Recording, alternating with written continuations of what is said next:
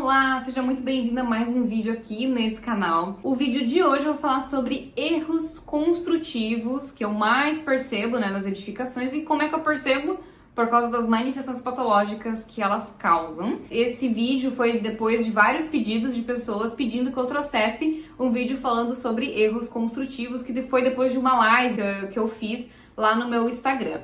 Então, vamos lá, eu vou falar um pouquinho sobre esse tema aqui hoje. Peço que você fique comigo até o final desse vídeo. Eu sou Karine, engenheira civil, e criei este canal para trazer conteúdo de engenharia civil, mas principalmente de engenharia diagnóstica. Para a gente identificar erros construtivos, a gente precisa entender como é que se constrói, certo? A gente precisa meio que fazer algo reverso, assim, a partir de a gente entender, saber da patologia, a gente entender por que ela surgiu. E daí, com isso, a gente tem que entender como é que se constrói da maneira adequada. Então, por isso que se estudar bastante sobre métodos construtivos, sobre profilaxia, é muito importante. Inclusive, tem um curso bem interessante, que foi dado aí pela DEPAT. Fica atento quando tiver a próxima turma para você se inscrever. A gente aprendeu sobre, muita coisa.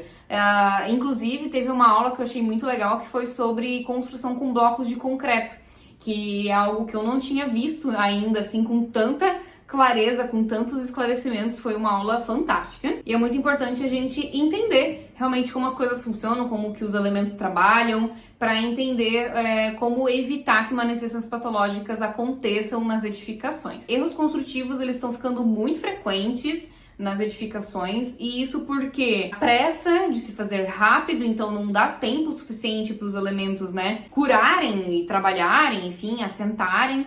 Então também a questão de custo, então as pessoas, nessa briga por diminuir cada vez mais o custo, acaba que economizando em coisas que não deveriam, uma economia burra, como a gente brinca. Mas vamos lá, eu separei aqui para vocês 10 áreas onde a gente vê bastante erro construtivo, e começamos pela base, Começamos pela fundação. E nessa questão da fundação eu já começo falando da sondagem. Gente, precisa fazer sondagem no solo, tá? Então, se tiver com algum caso de recalque, já perguntar, cadê a sondagem do solo aqui, do terreno?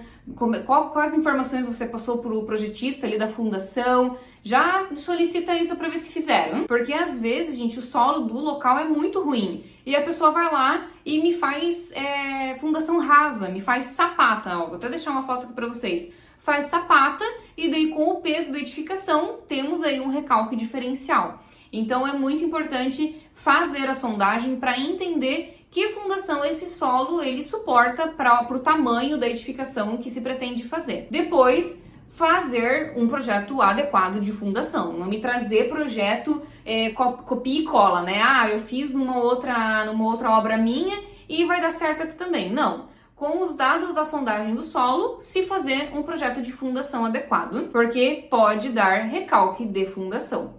Também ainda na questão da fundação, verificar se, por exemplo, está se colocando fundação, sapatas na divisa. Isso pode ser um problema futuramente, porque pode ter ali algum conflito de bulbo de tensão com sapata de uma futura obra. Então, buscar evitar que as sapatas fiquem na divisa, Tentar ali não deixar elas na divisa, porque pode ter algum tipo de impacto de outras obras futuramente. Então, cuidar com isso também. Sempre botar aí para dentro do terreno o máximo possível. E também verificar se existe algum tipo de fundação, algum tipo de grampeamento de obras vizinhas, porque às vezes você está considerando que vai poder furar em determinado local para botar ali uma hélice contínua, para fazer um bate-estaca, e no fim não dá, Quando você vai fazer, você bate aí algum tirante, alguma coisa que utilizaram na obra vizinha. Segundo ponto que eu trago aqui, segunda área, grande área aí da construção,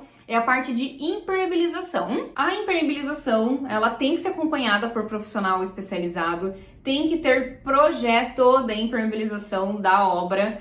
Temos norma técnica para isso, inclusive está saindo norma técnica nova em breve. Tem norma técnica que exige o projeto, e daí nesse projeto vai dizer todas as áreas que precisam ser devidamente impermeabilizadas para que a nossa obra não tenha problema de infiltração. Primeiro, a impermeabilização começa na fundação. Na viga baldrame tem que ter impermeabilização. E também, de preferência, nas primeiras fiadas da alvenaria. evitando assim que tenhamos a famosa umidade ascendente. Se tiver umidade ascendente na casa, é muito difícil corrigir depois, muito complicado. Tem algumas correções, como é que eu posso dizer, precárias, que, enfim, você tira ali a argamassa da parede, passa algum impermeabilizante, mas que não dura muito tempo, porque a água ela tá continuando a vir, né, do solo. O ideal é realmente abrir trechos, né? Vou até deixar uma foto aqui, ó, para você entender melhor do que eu tô falando.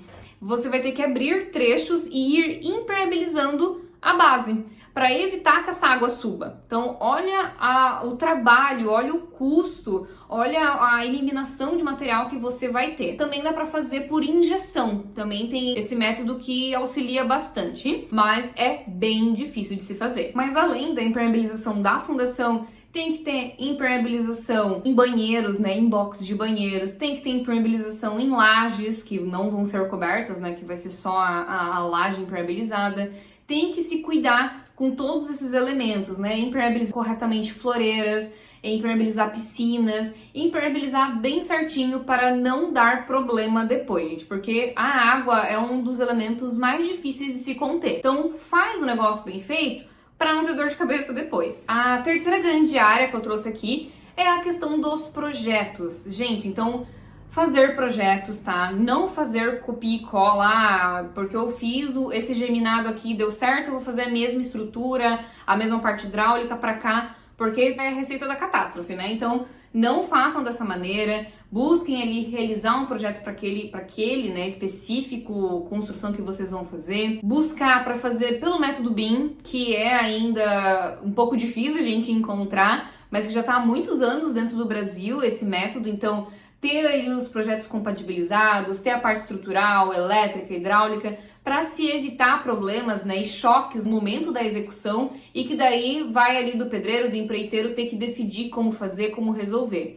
E daí dá muitos problemas, gente. É tubulação passando em viga, é tubulação com pouco espaçamento para permitir impermeabilização, enfim, vários problemas que podem acontecer por projetos mal feitos, fora problemas estruturais, onde vai ser necessário, às vezes, inclusive ter que solicitar uma análise de um especialista, fazer um reforço. Então, muito caro, gente. Então, cuidem, façam um projeto correto para aquele empreendimento. A quarta grande área, né, que percebe assim, e a gente inclui nos erros construtivos, é a questão de materiais de baixa qualidade ou utilizados de maneira inadequada. Então, até trouxe aqui uns exemplos para vocês, né, de, por exemplo, materiais que são utilizados incorretamente, né, dependendo da região do Brasil, porque o Brasil é muito grande, então não dá para você utilizar o mesmo material que dá certo lá no norte para utilizar no sul. Então, por exemplo, lá no norte, me fazer uma fachada com pintura escura, com pintura preta, sendo que, nossa, olha o sol, olha o calor que tem naquela região.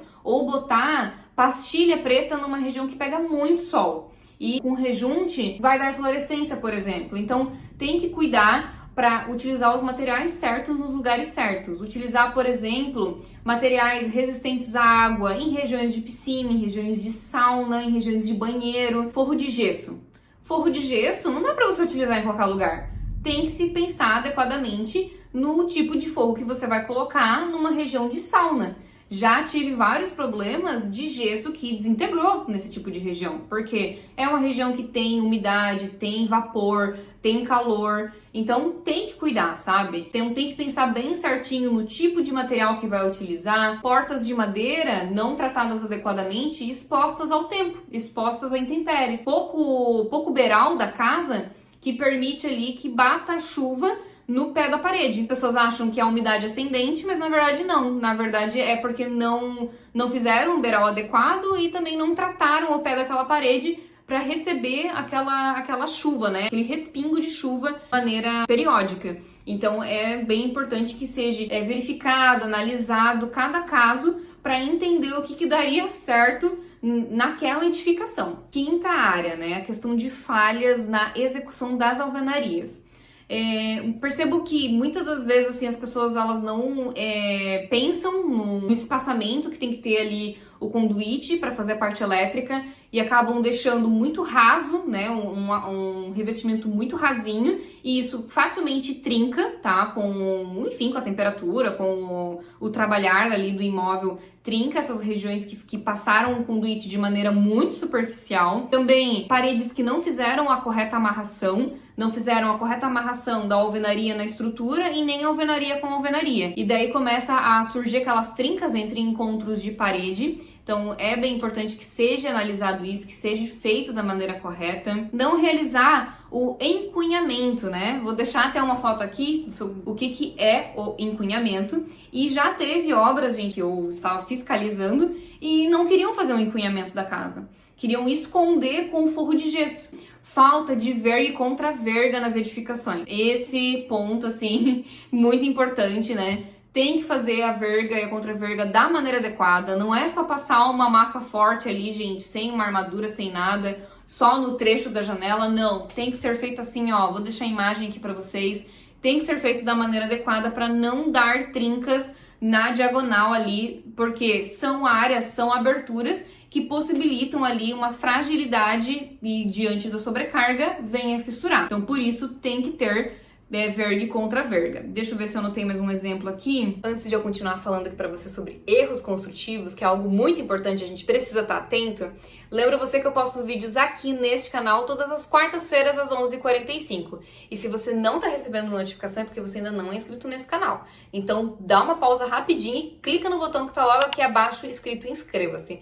E assim você vai receber todas as notificações de quando tiver novo conteúdo por aqui. E a sexta área que eu separei aqui pra vocês é ausência ou inadequação de juntas de dilatação. Essa questão das juntas de dilatação, caso sério, e muita gente fala das juntas fakes, principalmente em fachadas de edifícios onde não foi feita a junta adequadamente. E a junta, ela serve para dizer para os elementos ali do revestimento trincar naquele local. Então aquele local ele é tratado, ele é impermeabilizado, ele é feito único exclusivamente para trincar. Evita-se que tenha problemas de infiltração, evita-se que tenha desplacamento de revestimento, evita-se um monte de problema. Então a junta de movimentação ela tem que ser feita adequadamente e por isso, inclusive, é muito importante o projeto de fachada. Dizer bem certinho onde tem que ficar essas juntas, que fique esteticamente bonito e que atenda também a movimentação dessa estrutura. Mas também temos as juntas de dilatação no piso. E no piso é muito importante para evitar o famoso descolamento cerâmico, que tivemos muito aí no Brasil, foi em 2014, 2016, que teve descolamento cerâmico no Brasil todo. E muitas das vezes era porque estava faltando a junta de movimentação no piso. Então, se fazia, né, o revestimento aí por mais de 7 metros de comprimento e a própria norma fala que a cada 7 metros tem que ter junta de movimentação. Sétimo ponto que eu trouxe aqui para vocês é a questão da má ventilação e isolamento inadequado. Eu moro em Joinville, uma das cidades mais úmidas do país, do mundo. Tem residências que são péssimas em ventilação, que não houve um estudo arquitetônico ali, nada, né? E não tem ventilação, não tem corrente de vento, auxilia na formação de fungos e bolores. Preciso realmente entender como que é a posição daquele terreno, para entender insolação, para entender onde botar a janela, onde botar a porta, para auxiliar nessa questão de ventilação. E a questão do isolamento inadequado, o isolamento acústico, né? Então, às vezes, faz paredes muito finas, ou não se vê o revestimento que vai colocar ali, e daí se passa muito barulho da parte externa. Também as esquadrias colaboram muito nisso, então às vezes as esquadrias são muito precárias e não fazem nenhum tipo de vedação ali da acústica. Oitava área que eu percebo aí bastante problema é dos pisos, acabei comentando, né, um dos problemas que é a falta de junta de movimentação, mas também tivemos muito problema na questão do assentamento dessa peça, não cuidar, né, do engobe de muratura que vem no tardós da peça cerâmica, já falei sobre isso em um vídeo aqui no canal. Não cuidar com a argamassa correta que vai se utilizar para fazer esse assentamento e colabora aí para o descolamento em massa da cerâmica. Eu não fiz nenhuma vistoria até hoje que tinha um assentamento correto, né? Que eu não encontrasse som cavo, que eu não encontrasse problema. Então precisa ser feito adequadamente. Também, gente, deixar o afastamento entre as placas solicitado pelo fabricante. Então, se solicitam 2, 3 milímetros, não me deixa a placa encostada, porque ela necessita desse espaçamento para fazer a sua dilatação térmica. Se você colocar colada, provavelmente vai ter problema ali de descolamento devido à tensão ou até uma fissura, uma trinca. Então é bem importante que se cuide, se esteja atento ao local que vai ser instalada essa cerâmica e qual o tipo de material adequado. Em nono lugar, eu trago o telhado. Telhado também é um ponto bem importante e que a gente vê muito erro, principalmente inclinação de telhado. Sempre fazem com a inclinação inadequada para o tipo de telha utilizado, então fibrocimento, telha cerâmica. E também a questão de rufos e cumeeiras. Ficam bastante rufos e cumeeiras mal instaladas, que permitem aí a entrada de chuva, a entrada de água. E a questão dos selantes. Utilizar um selante que seja resistente aos raios, né, solares, então geralmente tem que ser selante que tenha na sua composição silicone. E também a questão das calhas sem caimento, com poucos ralos, ou ralos que estão em locais que a água não vai, então se a calha tá com um caimento, o ralo tá no outro. Ou estão na lateral, já vi casos, inclusive acho que até já compartilhei nas minhas redes sociais quando eu vi isso, que o ralo era na lateral e ele não ia até o fundo da calha, então sempre ficava uma lâmina de água ali. Pensa a proliferação de insetos naquele local e também colaborando aí para um extravasamento diante de uma grande chuva, de grande quantidade de água. É bem importante cuidar do telhado, porque é o que vai fazer a cobertura. Já fiz isso uma vez e fiz de novo, gente. Acabou a bateria do celular enquanto tava gravando. Eu vou me empolgando aqui, vou falando, vou gravando.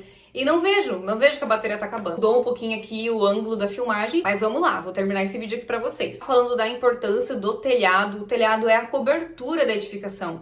Então, temos que cuidar, temos que fazer projeto, por que não? Projeto de telhado, fazer ali um esboço, um croquis, identificar quais são os melhores posicionamentos para fazer essas águas, né, do telhado e evitar que tenhamos problema de infiltração. Até a gente brinca que apartamentos da cobertura são duas alegrias, quando compra e quando vende, porque geralmente são os apartamentos que mais têm problema de infiltração devido a problemas no telhado. Então vamos cuidar com a execução desses nossos telhados. E por fim, uma 10ª grande área que eu vejo assim muita importância e que acho muito bacana, que é um termo que veio com a norma de desempenho, a 15575, que é a manutenibilidade. Falta muito manutenibilidade nas nossas edificações. As pessoas elas não pensam em quem vai utilizar aquele empreendimento e como que vai fazer a manutenção. Então, eu já tive problemas de não conseguir acessar a caixa d'água, impossível acessar a caixa d'água. E olha, gente, que quem me conhece, quem trabalha comigo, sabe que eu não tenho medo de altura, eu sou bem tranquila pra isso, mas simplesmente é impossível, não tem acesso. A pessoa não fez alçapão, a pessoa não me deixou uma escada, nada. Então, problemas para acessar os lugares, problemas para me acessar um telhado. Como é que vai fazer a limpeza das calhas a cada 6 meses? Ou a cada 3 meses, né? Se for uma região com muita vegetação. Então, assim, não possibilita que a pessoa tenha essa autonomia de fazer a manutenção sem danificar, sem ter que abrir um buraco no teto, sem ter que chamar um profissional super especializado para conseguir acessar o dito do lugar. Então, gera um custo desnecessário, gera uma mão de obra desnecessária. E fora a falta do manual de uso e operação, que também impossibilita aí que a manutenção seja realizada adequadamente, que não leva a informação do tipo dos materiais que foram utilizados naquele local, de quanto tempo tem que fazer essa manutenção e que também prejudica bastante a manutenção das nossas edificações. Então, se eu pudesse aí separar em erros construtivos, eu separaria nessas 10 grandes áreas. Eu trouxe aí para vocês alguns exemplos. Eu espero que tenha ficado claro. Se você tem mais algum exemplo aí que você queira deixar aqui nos comentários, né, para gerar aí um bate-papo nos comentários, pode colocar aqui. E também, se você ficou com alguma dúvida de algo que eu trouxe aqui, deixa nos comentários que o quanto antes eu trago um vídeo explicando isso pra você. Muito obrigada por ter ficado até o final desse vídeo e até a próxima!